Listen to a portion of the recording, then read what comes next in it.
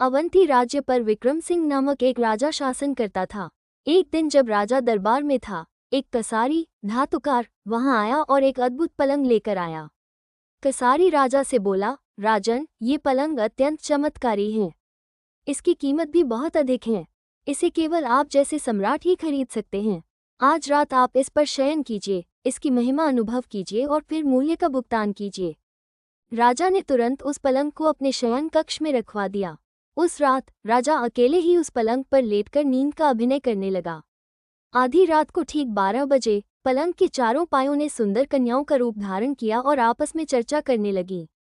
एक कन्या ने बाकी तीनों से कहा, आप तीनों ध्यान से रहें।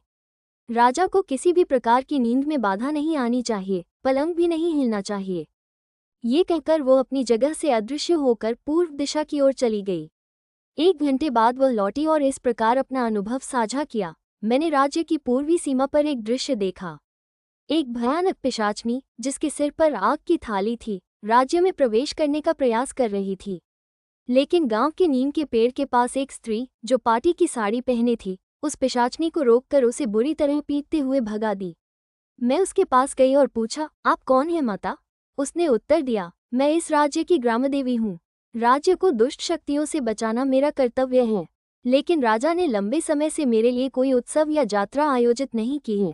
फिर दूसरी कन्या पश्चिम दिशा की ओर गई और लौटकर बोली, पश्चिम दिशा के अस्तबल में मैंने एक षड्यंत्र देखा। राजा की दूसरी पत्नी अस्तबल अधिकारी के साथ मिलकर राजा को मारने की साजिश रच रही है। उन्होंने एक विषैला सांप का बच्चा राजा की जूतियों में रखवा दिया है। जब राजा सुबह वो जूते पहनेंगे, सांप उन्हें काट लेगा और राजा की मृत्यु हो जाएगी। राजा चुपचाप ये सब सुनता रहा।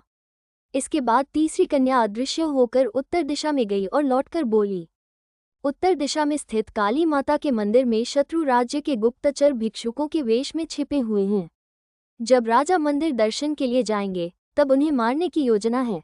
अंत में चौथी कन्या दक्षिण दिशा की ओर गई और लौटकर बोली, दक्षिण दिशा से मंत्री का पुत्र राज्य की लालसा में तलवार लेकर राजमहल में घुस रहा है।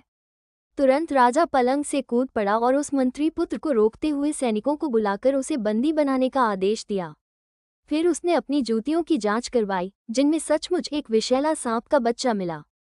उसने तुरंत अपनी दूसरी पत्नी और अस्तबल अधिकारी को बंदी बनाने का आदेश दिया।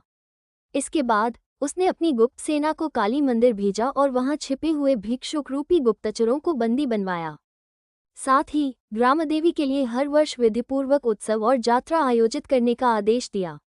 राजा ने तत्पश्चात उस कसारी को बुलवाया, उसे पलंग का मूल्य चुकाया और ढेर सारी भेंट व पुरस्कार देकर भव्य सम्मान प्रदान किया।